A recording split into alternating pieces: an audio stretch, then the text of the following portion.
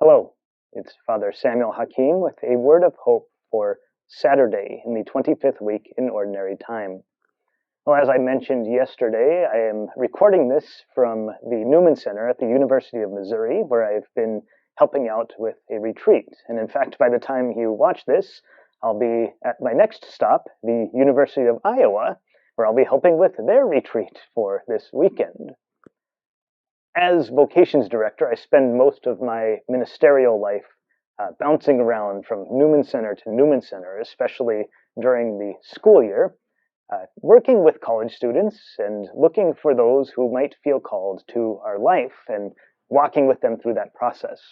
It's a really wonderful, joyful ministry, being in touch with the young, many of whom are so on fire for their faith. Now, when I'm home, returning home, I go back to the Priory of St. Pius V in Chicago, which happens to be the assisted living center for our province. So on the road, I'm with a bunch of 20-somethings, excited, young, eager. I get home to a few 90-somethings, still excited, still eager, but maybe not so quick-moving.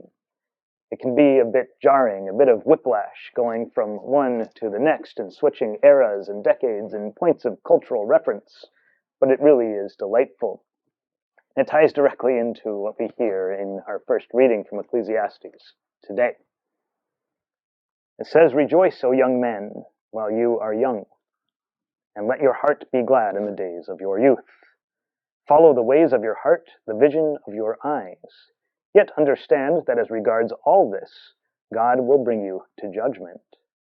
Ward off grief from your heart and put away trouble from your presence, though the dawn of youth is fleeting. Remember your Creator in the days of your youth, before the evil days come and the years approach of which you will say, 'I have no pleasure in them.'" And the reading continues with very vivid and poetic language about the difficulties of old age. This reading is beautiful because it tells the young to focus on God. Rejoice in these days that are indeed good, where it's free and easy to find God, to see His goodness, to experience it in your life, because guess what?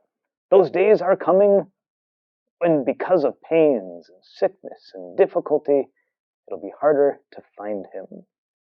But he says, even in those days, remember your Creator.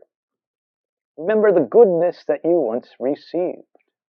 Again, I see this played out so often in my own house of assignment. Some of the old men with whom I live have a number of physical difficulties and ailments. It happens when you reach 96 or 94 or whatever it might be. And yet they are so fulfilled in their life, remembering the goodness that God has given to them. The power of memory can be so important in our faith lives.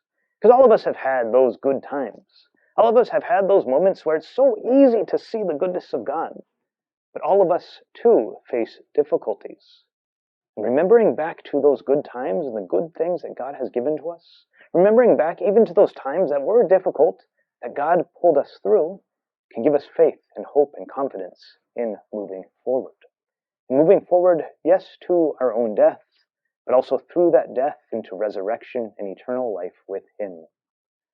So remember your Creator, whether you be young or old. Hold on to those good times that you have had in Him, and let that build your faith and your hope for the good things to come. God bless.